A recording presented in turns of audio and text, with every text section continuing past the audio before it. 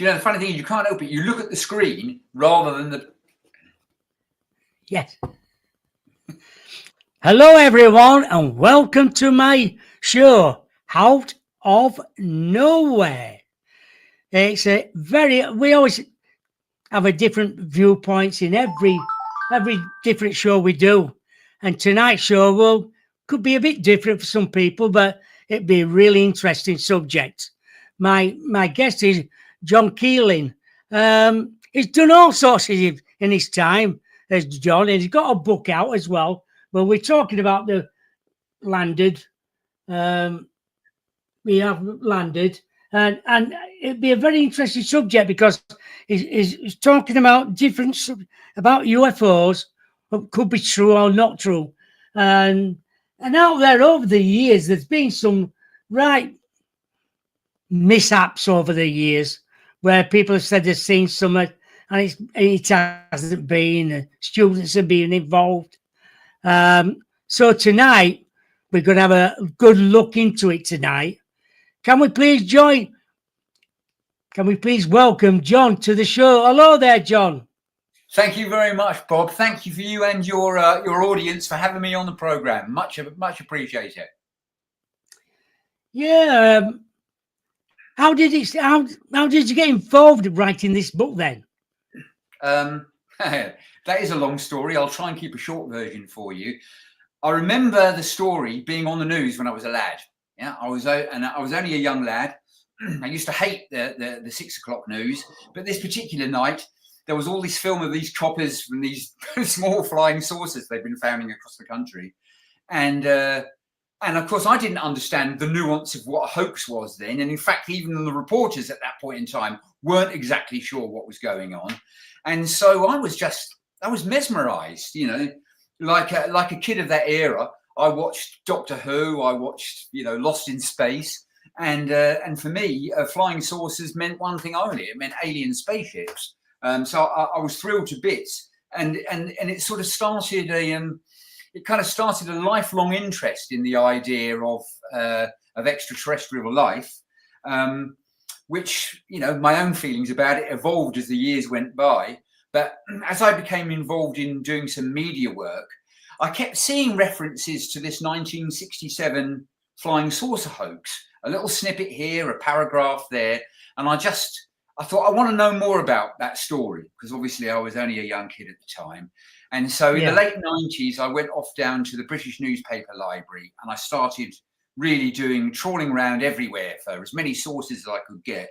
And I decided to follow that up and start searching for some of the people that had been named in the story, people that worked for the Ministry of Defence, police officers, etc., etc. And so from there on, my interest just snowballed in this particular incident. And I realised for some people they might go, well, you know, what's so attractive about a hoax? You know, the UFO world is not very keen on the idea of hoaxes. It's interested in, you know, it's much hoped for thing of, wow, UFOs are alien spaceships. But the thing about this particular hoax is that it was, as far as I'm concerned, the very, very best dry run we've ever seen for what might happen when there's because after all, this was indisputable. The flying saucers were there.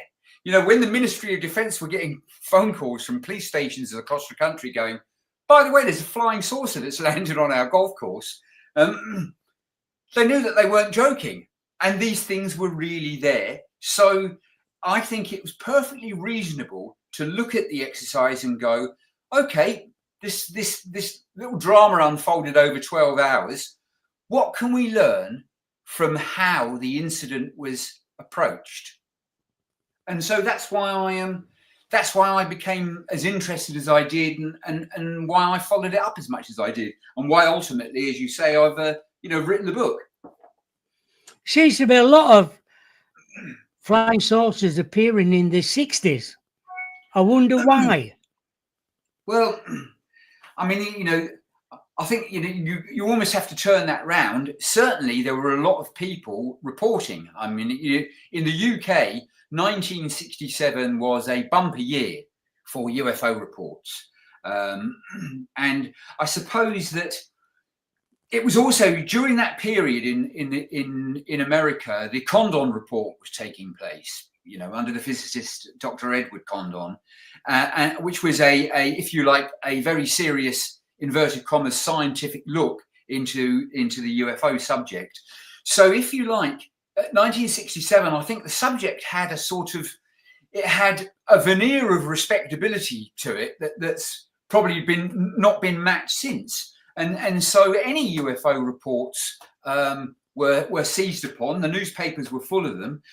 So you can imagine that on this day, September the 4th, 1967, when there appeared to be flying saucers landing all across England, it made people sit up and listen.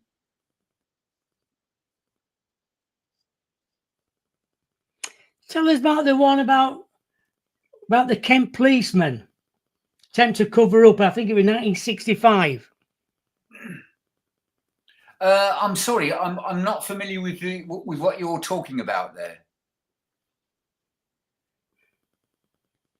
The Kent policeman attempted to cover an unidentified mystery space capsule found in the Thames near Dartford. I understand what you're talking about now. No, what happened there?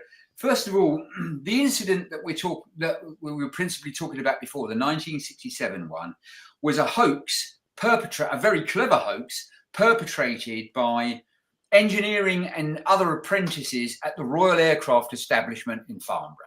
Now, the RAE Farnborough was the equivalent of NASA in the UK, if you like.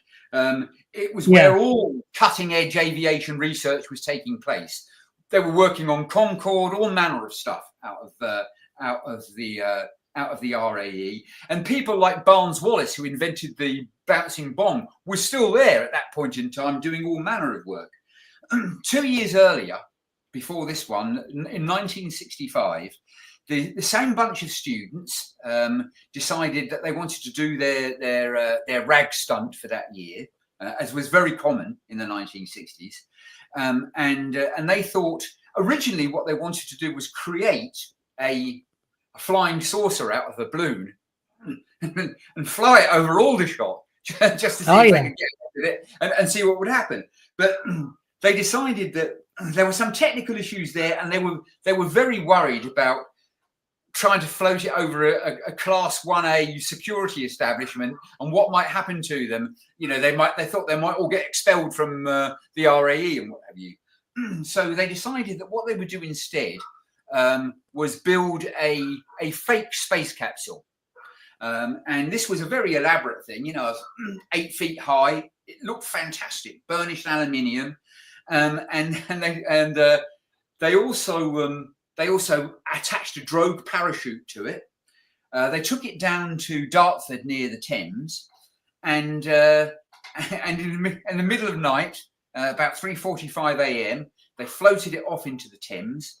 And the ballast inside it actually had some messages in it painted in French, just in case it drifted across the channel and turned up there and somebody tried to steal their glory, you know. So on the morning of September the 13th, 1965, workers at a power station at Dartford phoned up the police and said, I've seen this spaceship floating down, this guy says, Mr. Tom Lamb. And so the police turned up, and sure enough, there was a great big silver space capsule with a parachute trailing behind it, which kind of like washed up in the reeds. So Dartford started sending lots of its finest down there, and lots of police officers were sent down there. And given the Cold War paranoia of the time, and because, of course, nobody knew what this big silver space capsule was at that point in time, there was all sorts of concern that it could be anything from a piece of secret kit to a foreign piece of kit to potentially a weapon. Nobody knew what it was. And so the police officers that were there with it, I mean, the students had painted some kind of like cryptic symbols on one side of it. And so the police officers were all taking off their capes and their jackets, and they were laying it over this beach space capsule because they were told, you know, keep it from prying eyes as much as you can. So this crazy little drama unfolded through the day down at Dartford, and of course the Dartford police were getting in touch with everyone: Weather Bureau, the Ministry of Defence, the Ministry of Aviation, ministry after ministry after ministry, the RAF. Everybody was delighted. It's not ours. We don't know what it is. It's not ours. We don't know what it is. And so eventually the RAF came along and collected it on a flatbed truck. And when they dragged it out of the Thames, they took it to a place called RAF Kidbrooke at Dartford, which intriguingly had earlier been used as a place where RAF personnel were taught to speak Russian for intelligence purposes. Oh, right. But RAF Kidbrooke by 1965 really was just a kind of storage depot. But this space capsule, inverted commas, was locked up in a hangar overnight, and some very senior RAF personnel who were attached to a space weapons department were asked to go out the next day and take a look at it. So they had to do an inspection on it while it was, well, of course, at that point in time, while it was hidden from the press then and the public. And it, you know, I asked one of the gentlemen involved. Splendid guy he was, actually. I'm sorry, his name doesn't come to mind at the moment. I can look it up for you if you need. Yeah. He you know, I said to him, how did you feel? You know, and he said, well, he said, to be honest with you, he said, we were a bit wary. He said, because we didn't know what it was. So the area was more or less clear. They just had one guy from one security guy there, and the two of them, and decided that the best way to go into this was with a penknife, and they just cut straight into the aluminium and started cutting a hole in it. And I said, oh my God. Yeah, I said, don't you think it might have been a better idea to X-ray it actually before you cut into it? And he said, yeah, it would have been, wouldn't it? Yeah, no, really. He said, yeah, it would have been, wouldn't it? And nonetheless, they cut into this thing, and they, you know, to be fair to them, the specialists, and they were experts, they saw the funny side of it. The police were a bit more miffed than that, because a lot of police officers had been involved, had taken up a lot of their time through that day. Yeah. And they were a little bit narky about it, to be honest with you. So so obviously the guys that had done this college rag thing at the RAE, you know, these college rags did raise a lot of money for charity. And so they decided the best idea would be to make a donation that year as well to the Police Benevolent Fund. And they took the check down to the officer at Dartford and gave him a check. But what was very interesting is that they were contacted by a guy in the RAF who we once again said, look, thank you very much for your generosity, because they also gave money for an RAF benevolent fund as well. And he said something along the lines of, he said, do me a favor though. He said, the next time you decide to land a spaceship, please do it when I'm not around. and of course that was rather fortuitous, because of course 2 years later they landed 6 spaceships across the UK. So these guys, these hoaxers were, you can imagine, they were skilled engineers able to draw upon really great technical facilities at the RAE. So so their hoax were good. They were very good. So that's how the Dartford Space Capsule hoax came about.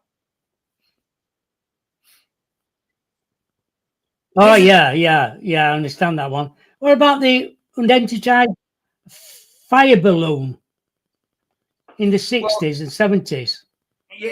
No. I mean, I've done a chapter in this book, and I've called it UFB because another area where I think that ufology has been remiss is that in America, certainly, over three distinct years, which were really kind of 1965, perhaps 1966, and certainly 1973, where students were creating fire balloons at a truly alarming rate. I mean, they were creating fire balloon incidents by the thousands. And when we say fire balloon here, what we mean is something this crude.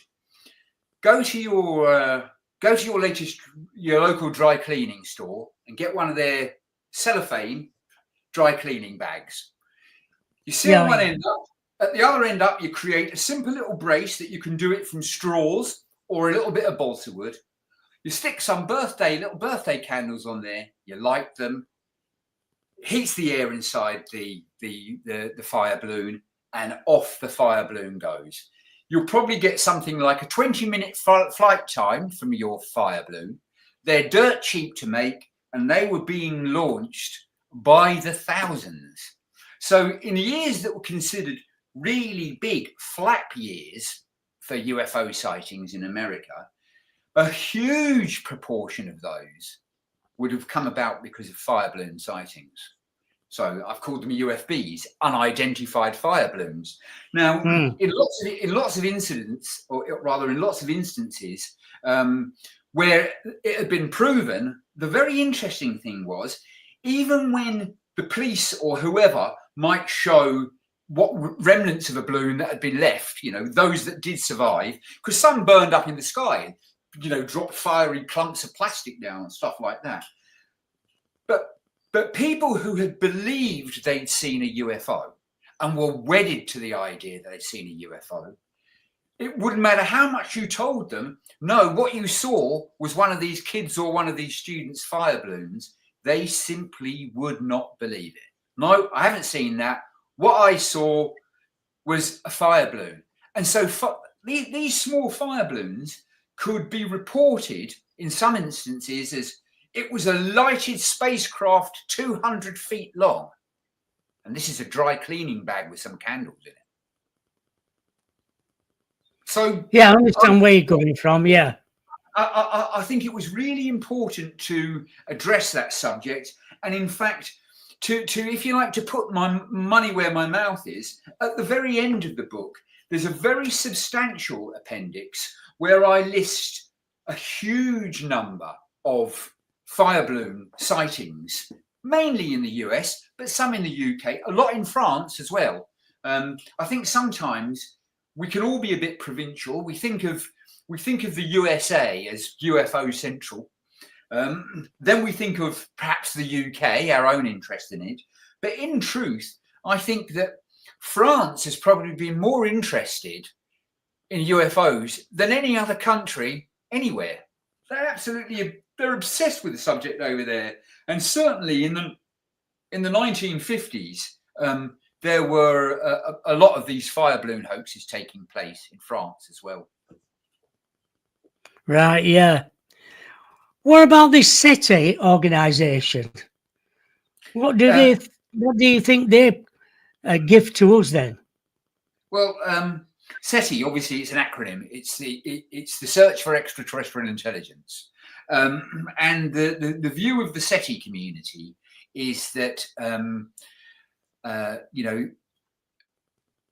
only way that you're going to their view is the only way you're going to find proof of extraterrestrial life is to detect its electromagnetic fallout, if you like. I mean, in the same way that television and radio traffic, etc., pours out of the earth at the speed of light, and has been doing so now for more than a century.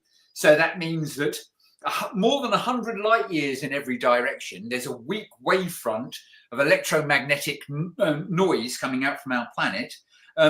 They're looking the same from an extraterrestrial perspective, and of course they're also looking for the notion of perhaps deliberate beacons, attempts to send messages, and obviously I include them in this book because for two reasons. One, in the same way that the UFO community have also been hoaxed, the SETI community at time to time has been hoaxed as well. And I also think it's very important that the SETI community, who are kind of understandably, they're wedded to this idea of using radio telescopes to detect messages, signals, evidence of intelligence beyond. I think that they're also, if you like, slightly derelict in their. I mean, no, some parts of SETI have been sending messages out. They call it METI, messaging extraterrestrial intelligence. You know, when the Arecibo telescope was first dedicated, a message was broadcast to the stars. Well, if you're going to send messages, in the perhaps unlikely and perhaps very small chance, though, that extraterrestrials might respond by visiting us, then I think you can't send an invite without thinking, well, what will we do if aliens land here? What will we really do?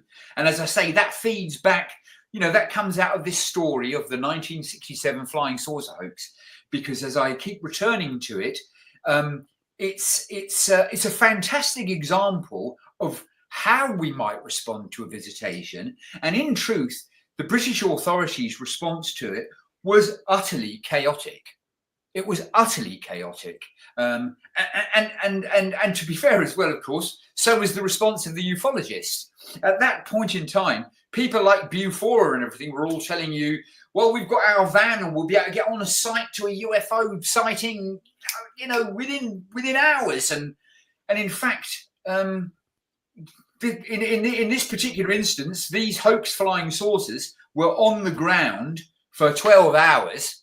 And apart from one instance where the police actually allowed members of a UFO society through the police cordon to see them, most of ufology got nowhere near it at all. Nowhere near it. And this is stuff where they've been out in fields, they've been, you know, sometimes in some instances they've been parked in a farm. There's a flying saucer parked in a farmer's field for 6 hours before the police moved it. You know, so I think it's fair to, what I'm trying to do in this book is question people who think that there's extraterrestrial life, think that there's the possibility of visitation, and go, okay, then, well, what are we going to do? I mean, and I do that in a way. I'm not being smarmy about it. There's, you can look at documents, for instance. I try and give ideas here as to how there might be existing material already in government files, government thinking, that would be an analogy to a visitation.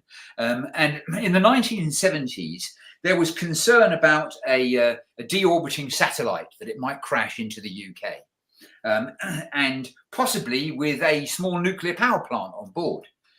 And so the MOD and police forces across the country came up with a protocol about what to do about deorbited satellite and satellite debris in the event that it came crashing down and even killed or otherwise injured people. And so Right. the document's very interesting because they talk about obviously closing off sections of airspace to air traffic and stuff like that, how they would go about recording where debris was found and everything. And if you think about it, I mean, what I actually do in the book is I include big sections of this report and I substitute the word saucer for satellite. So I approach it as though, let's see, does this document work if we simply approach it as we're looking for evidence of a flying saucer having landed, or I shouldn't say flying saucer, an extraterrestrial artifact or extraterrestrial spacecraft. And so, if you like, it's not impossible to imagine and come up with basic protocols for scenarios about what would you do if you felt that an extraterrestrial artifact had arrived. And unlike 1967, you would hope that what you wouldn't do is walk up and kick it. Well, everybody's different. Well, and so yes, everybody is different, so it goes to show you that you'd have to control the sites of a landed extraterrestrial artifact very quickly and very carefully, wouldn't you? Oh yeah, you would do. Yeah, you would do. But to be fair, in 1967, some of the police forces did that. The police force on the Isle of Sheppey, to their credit, they threw a very, very large cordon around it. And I mean a large cordon with multiple police vehicles, because the one in the Isle of Sheppey was the closest to a built-up area. Dozens of people came out of their houses to try and come and see. When the word got around, there's a flying saucer on Dial Hill. And there's an interesting aspect, if you like. The UFO community, wherever they are, the UK, the USA, have often told us that the reason there's a conspiracy is because there'd be a panic if it actually happened. Well, the interesting thing about this 1967 incident is that for the few hours where nobody knew what they were and hence they could have been real, the public wanted to turn up and get access as soon as it could. And they, at Sheppey, they turned up in their droves and had to be controlled by the police. So it doesn't exactly bolster the panic theory, does it? oh no, I don't think. Well, true what you're saying there, but I think things have changed over the years now. There's more sightings now from different people around the world. What I've said, and when you speak to them, they say, "Have you seen?" They say, "Oh yeah, I didn't want to say years ago because I used to get ridiculed if I say anything about it. But now I'm willing to talk what I have actually seen in the sky." Yeah, I know. I mean, the thing about that though is that's the problem you've got with UFO reports, and the problem you've got with inverted commas studying UFOs. And I mean, let's face it, J. Allen Hynek said this quite clearly himself. He said there are no UFOs to study. There are only reports of UFOs. There are only reports of UFOs. And the problem with reports of UFOs is that the different people reporting them, they don't all have, in a sense, equal value, because some of them are more technically acute than others. Some of them are more used to looking at the night sky than others. How you can't give the same weight to eyewitness testimony across the board. And the problem is that people can, I was once fooled by Venus early one morning, and I really was fooled by it. I thought I was seeing something really unusual, and it turned out I wasn't. But it was kind of quite heart-stopping to think. Only 3 or 4 months ago, where I live, it was a crystal clear night, very, very cold, lots of stars. And yeah. I'm walking up my garden, and on the North Polar Orbit, I suddenly see a satellite going north. And in the same field of vision, a tiny little arc of vision, I also saw 2 more coming south on polar orbit as well. Now, anybody who didn't know what they were could have looked up in the sky at that point in time and seen in the sky 1 silent object going this way, 2 silent objects going past it the other way, and they could have thought, wow, what am I seeing here? And they were satellites in polar orbit, so as I say, I see them quite regularly. I see them quite regularly in the sky at Benton. But the thing is, if you'd never seen one before and you saw what I saw the other day as well, that had been the first time. There you are. And maybe you'd even been reading about something like alien life or something in the newspapers. You might put 2 and 2 together and get 5, mightn't you? True. Oh, yeah, true. Yeah, there's some people out there that panic. They see something in the sky and go, oh, my God, what is that? Shouting and bawling and, oh, my God. I mean, there are don't get me wrong. They really panic. In this book, because I also deal with a number of a fairly large number of hoaxes that have taken place in America and other places as well. And in some instances, of course, I'm not saying that there hasn't been alarm by some people. Sometimes there has been alarm. And in fact, in one particular instance, in a place called Greenwood, there were a bunch of young guys that worked for the auxiliary fire department, and they borrowed the fire department's generator, and they went into this little copse of woods, and they created a sort of big circular shield, if you like, of twigs, put some coloured cellophane over it, and they had a spotlight shining up through it, and it looked like this great big orange light had landed. And in the end, they're called a helicopter. There were multiple police cruisers. And when the police cruisers turned up at this nighttime scenario as well, all of the officers were going forward with their weapons drawn in this particular instance. Can you imagine how that could have turned out? Could have gone very badly indeed, couldn't it? It could have gone very badly indeed. So yes, I'm not suggesting ever that there haven't been people who have been alarmed about this. And in fact, in the 1967 flying saucer hoax that is the principal story here. In one instance, a postmistress was being driven around by her husband, and they on the side of the road, literally an entrance to a farmer's field, there's this flying saucer. So she pull over. So they went to see it, and this chap, he tipped it up, and he felt something shift inside it as well, something that felt quite heavy, because these things weighed about 100 kilograms. They were full of basically something that was designed to look like a kind of alien life form. It was it was boiled flour and water. It was a kind of dough that looked like. It looked like brain matter, but it made them heavy. They would generally have to be carried by two people. And don't forget, these things have got they had little alarm circuits in them that were triggered by mercury switches. So if they were moved this way or that way, they would send out this little sonic oscillation sound coming out of it. People couldn't see any way in or out of them. This guy's tipping it up and down, and his wife got really angry with him.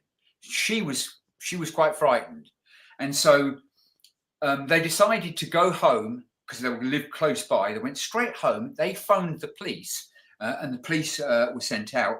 By the time the police got there, the UK police, this scene was only about half a mile away from RAF Welford. Now, RAF Welford in 1967 was the biggest conventional weapons ammunition storage depot in Europe. Roads in it were called things like Bomb Alley. It even had its own railway terminus in there.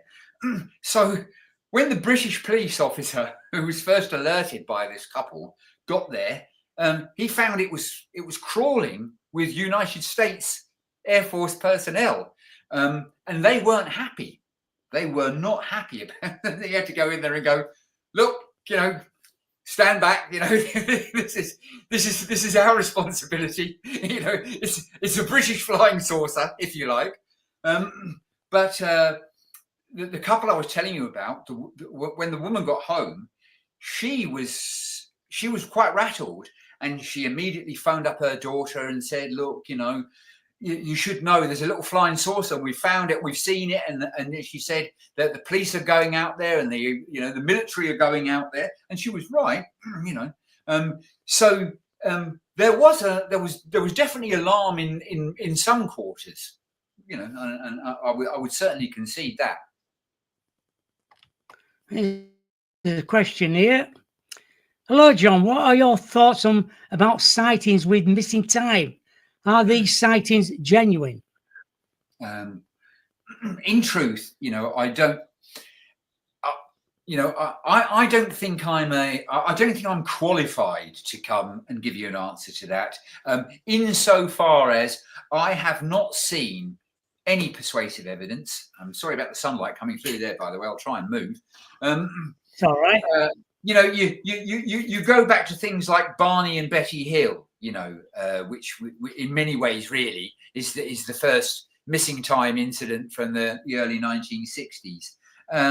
And Dr. Leo Sprinkle, who investigated it and undertook some of the hypnosis as well, he wasn't persuaded that they'd had an empirically real experience. That doesn't mean that what was going on in their minds didn't seem real to them. But I don't feel that my book doesn't cover anything like that.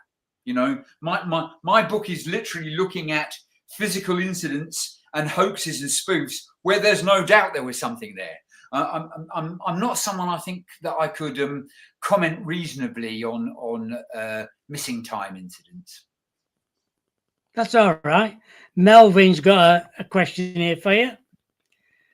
Do you believe in Area 51 where they are supposedly have UFOs from 1947, or is that fake?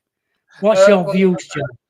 I mean, firstly, of course, there's no disputing that Area 51 is a highly secretive area where the CIA started developing spy planes in the early 1950s, and I imagine all sorts of extraordinary technology, quite extraordinary technology, is being tested by the US government.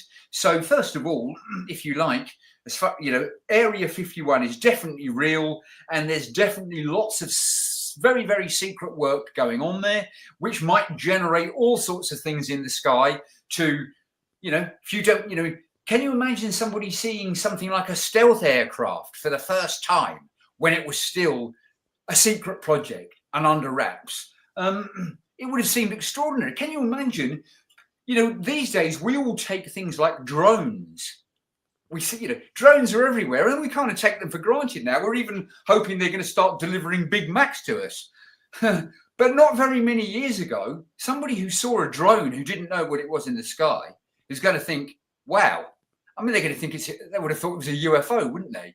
But as to the question, do they supposedly have a UFO from 1947? And this is really, when we're talking about 1947, we're talking about the Roswell incident, and I don't want to disappoint, the ardent UFO buffs, but as far as I'm concerned, there is absolutely no doubt in my mind that what was found at Roswell, in fact, it was found in June, it was reported in July, was a downed Project Mogul balloon and its scientific package, which was an ultra top secret device. It was due to go up to 100 to 150,000 feet with some very sensitive acoustic detection devices on board, and they were trying to detect any evidence of all for Soviet nuclear explosions. That's why Project Mogul was so secretive, and a Project Mogul balloon, and they were usually recovered, went missing on the 16th of June in that area. So, as I say, I know other people have very contrary views to this, but as far as I'm concerned, I'm satisfied with the Project Mogul thing. So in that respect, no, I don't think they've got a UFO there. Of course, you can never you can never disprove a negative. You kind of, I don't, they could have. I can't prove it, but for me to believe, no, you can't. But for me, no, to you believe, can't prove it. Yeah, for me to believe that something like that was there, I would need very, very substantial evidence. And certainly, I've been a very careful student of UFO history. I mean, I've read a lot of the quality books down the years, and as I say, I just haven't seen any convincing evidence for Roswell being anything other than the Project Mogul balloon, in my opinion. Oh, I disagree with you there. Totally. And you're free to do so. Yeah, I totally disagree with you there. I've interviewed a lot of people about that area and the son. I've interviewed him as well, what his dad told him. And so, yeah, anyway, we'll move on from that, digress from that one. What about Rendlesham then? Rendlesham Forest incident. Yeah. Well, it's another it's another one again where there are stories, but unfortunately, beyond somebody claiming that there were kind of effectively 3 kind of 3-inch small holes that were supposed to be the physical evidence. I'm afraid Rendlesham is just like it's like any of these other stories. There's just nothing of any there's nothing of any great substance there. The thing about ufology. What do you mean? What do you mean? There's no substance there. For me, there's nothing. There's no material evidence. There are people that say I saw a UFO. Great, they say I saw a UFO, but I'm afraid what can you do with that? What experiments can we carry out on that report? We can't, can we? There's nothing there for us. There's nothing to experiment on. It's a story, what I find most interesting. Jim Penniston. I've interviewed Jim Penniston quite a few times over the years. What I'd like to say about that, though, is what I find very interesting about the Rendlesham one is that, if you like, it's kind of typically again, it's an American Air Force base, and I'm kind of deeply suspicious about that alone. I mean, why not an RAF base instead of a United States Air Force base under RAF control? Can't happen anywhere. Yeah, but I'm suspicious of the fact that it was an American one. But as I say, it's me. At the very start of the program, and when we had our little pre-chat, I was very honest in my view that I don't find the UFO evidence persuasive. That I don't find any meaningful evidence within it for extraterrestrial visitation, which is the really, really important question, isn't it? It's in many ways, why does ufology even call UFOs UFOs? Because if they believe they're alien spacecraft, they could stop calling themselves this and that, the other UFO Investigating Society, couldn't they? They could call themselves Alien Spaceship Investigating Society, couldn't they? Yeah, but they've just got that name. They're stuck by it. But you see the point I'm making. The point is that these days, in ufology, the term UFO is synonymous with extraterrestrial spacecraft. The term unidentified flying object was for something in the sky. It was being described neutrally, and because all sorts of things are reported as UFOs that aren't flying. I mean, the moon's been reported as a UFO. The moon doesn't fly.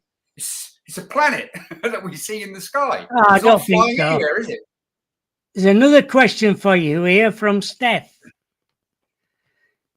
If UFOs are all military secret craft, why do they fly them above populated areas? It doesn't make sense.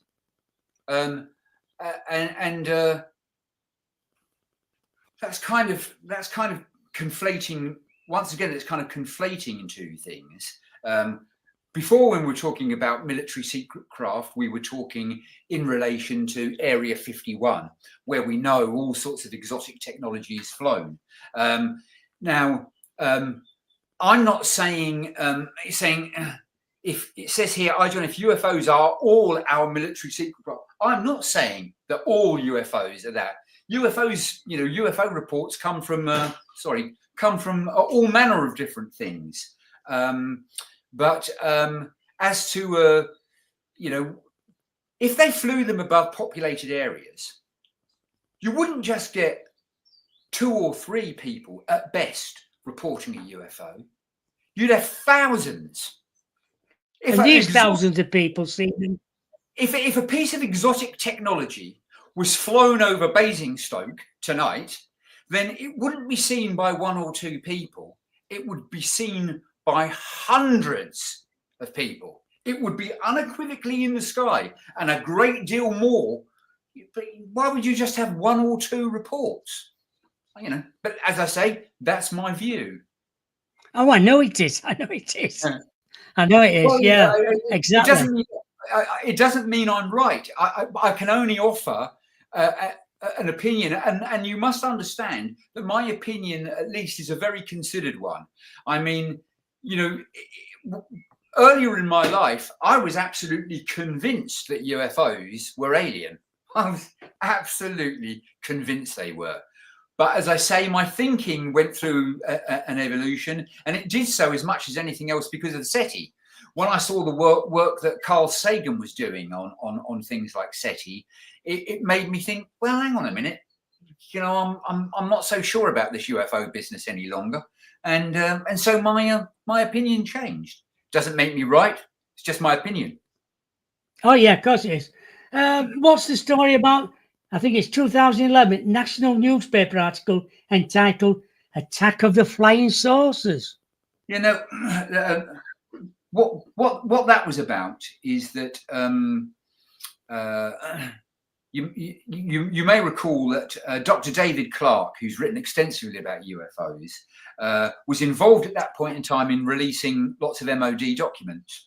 As I explained to you earlier, my research into this flying saucer hoax took place in 1997, or started in 1997. So over a couple of years, I wrote numerous letters to the Ministry of Defence going, this person was named in a newspaper report about that incident. Can you tell me, you know, where they were or what they did? So, of course, I sent off a lot of questions to them. You know, what happened with the RAF that day? Where, you know, what happened with the helicopter alert? All this kind of stuff. And of course, in 2011, a whole load of UFO files were released again. And amongst those files were a series of files about my correspondence on the 1967 flying saucer hoax.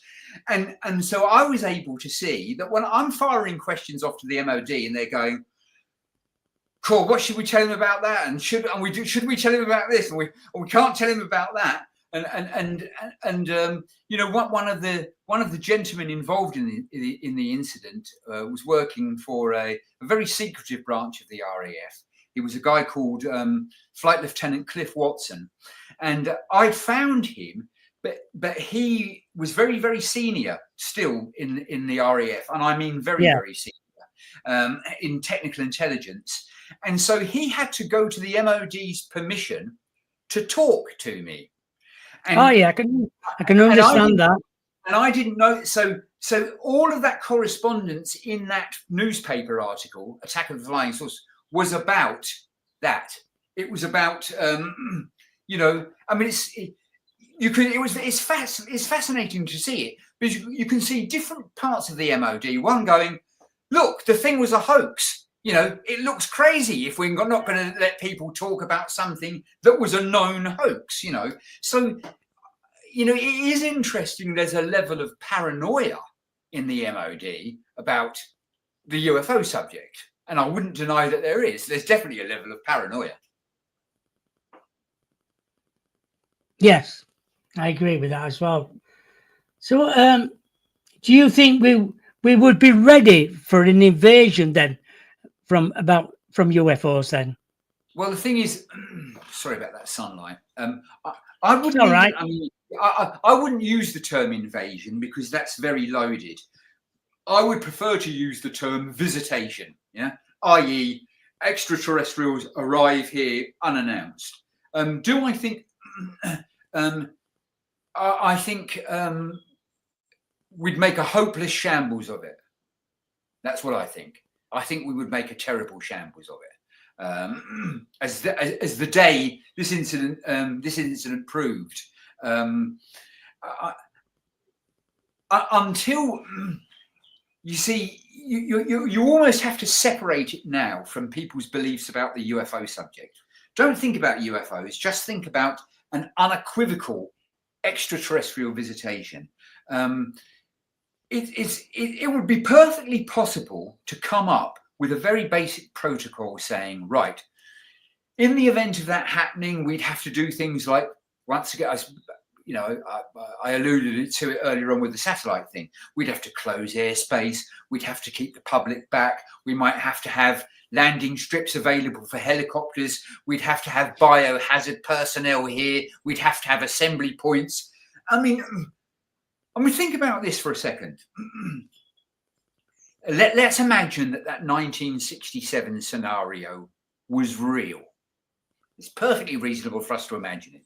So 6 extraterrestrial objects have landed, and they've all landed in England. Now, what do you think that the Soviets or the Chinese would have done about that? Even potentially the Americans. Because imagine for a moment that we've got this extraterrestrial artifact here. That means that we might have special access to extraterrestrial technology. Yeah. Correct. What a prize. Extraterrestrial technology that could put us light years ahead of all opposition. My view is that states who wouldn't want us suddenly getting this advantage might clearly think to themselves, this is a very dangerous scenario. Maybe the very best thing at the moment would be to nuke England. No, that would never happen. No, but you see, you say that, but the thing is, I don't know that. And the truth of the matter is, you don't know that. None of us know it, because an actual evidence of an extraterrestrial visitation is going to be the most earth-shattering news that humanity's ever had. It is, there's no news story bigger than that one, none whatsoever. And it's a very, very dangerous, I mean, look how dangerously destabilized global politics is at the moment. And it is very dangerously destabilized. A situation where, what do you think? Do you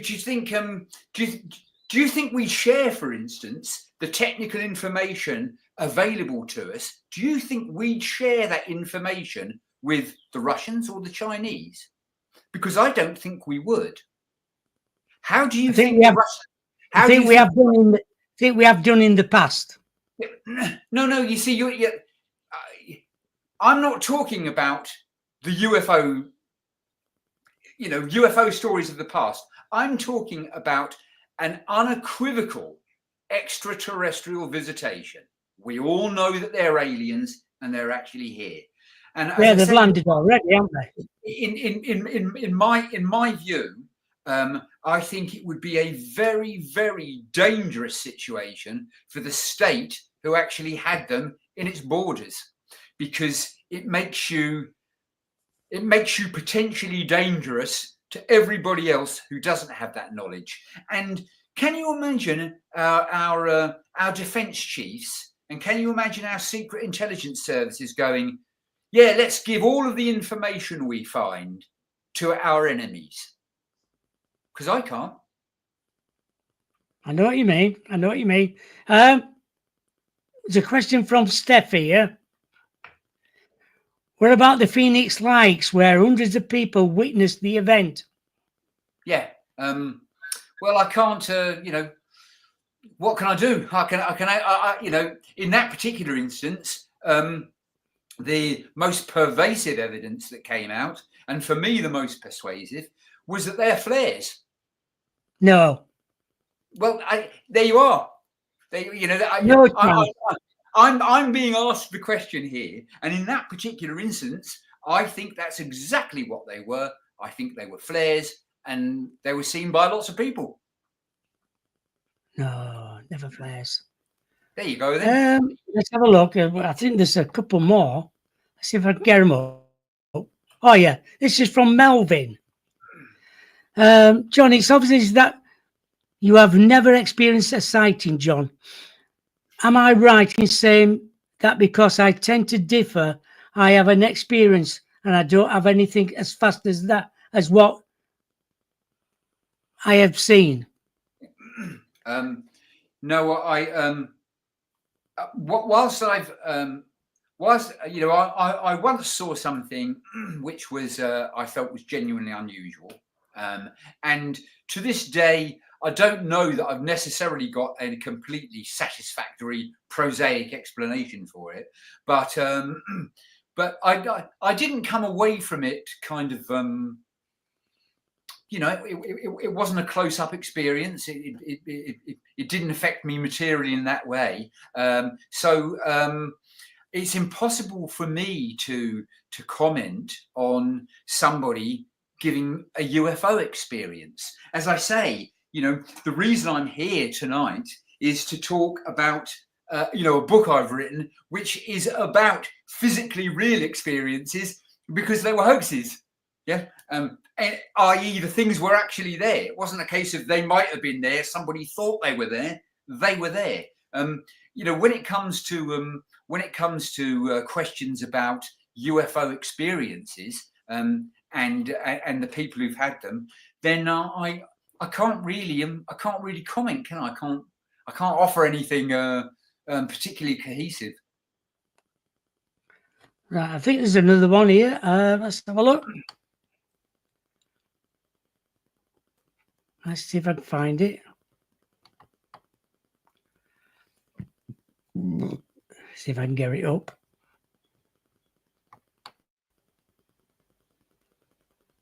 Oh, this is from Alex. Yeah. Apologies, I've been a bit. It's an interesting. Already. Sorry. This is from Alex. This one. Sorry.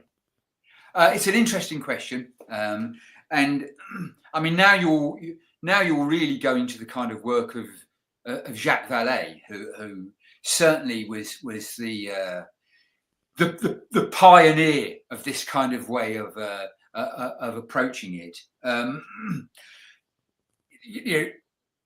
Historically, I think it's an interesting angle to look at. I mean, just because I don't think UFOs are necessarily extraterrestrial nuts and bolts spacecraft, it doesn't mean that I don't think there's value in the study of them as a phenomenon. Now, so for me on this one, are you open? You say open to you've been more paranormal in nature. I take the view as well. I'm skeptical about the paranormal. Now, I love the paranormal in fiction. I mean, I absolutely love the ghost stories of M.R. James. I love spooky stuff. I love ghost films. I love horror films. I love all of that stuff. Great fun. But I've looked very carefully at this subject again. I looked at it for a potential TV documentary once, and I did a great deal of research into the British Psychic Research Society that was formed out of the Cambridge Ghost Club in the late 1800s, and they did a lot of very serious work on the subject, and so it's of interest to me. But when you say, are you open to it? Well, I'm not persuaded by the evidence I've seen for it, but if somebody came along with more persuasive evidence, then who knows, that might change. You're always going to be open-minded, provided you're given something that you can genuinely say evidence. Hearsay isn't evidence. However well-meaning people are, people make mistakes and some people lie. So you need evidence. When we talked about them flares in the sky, where you were on about them, flares don't last 4 hours. No, as I say, but the thing is, I don't think there's any. I don't think there's any profit, if you like, in us. We'll just have to agree we'll have to beg to differ on that. We will just have to beg to differ on it. And you know, in this particular instance, the reason I never now I didn't look at that particular story. I'll tell you for why. Because it wasn't a deliberate hoax. You know, my book was about deliberate hoaxes, not about general UFO sightings. This book is not about general UFO sightings. It's about hoax scenarios. There's one chapter on Sputnik hoaxes as well, because there have been a fair few of those, more than people might realise. Well, there you go. I didn't know about that, but that's interesting. Sputniks. Yeah. Yeah, bloody hellfire. Yeah. So what you got planned for the future with yourself then? Have you got another book ongoing or? Yeah, I have, but to be honest with you, it's about an entirely different subject. I mean, I'm not sure that I've given up with this story yet. I've got some other information about it that I might, I might do another book. I might do another book on this theme. But the book that I am actually working on at the moment it's an entirely different subject. It's about capital punishment. It's not about UFOs. That's interesting. Well, it's yeah. Well, I mean, if you don't mind, I don't want, because it's not out there yet. I don't want to say too much about it. But as you can see, it's of an entirely different subject. It's not about the possibility of extraterrestrial life.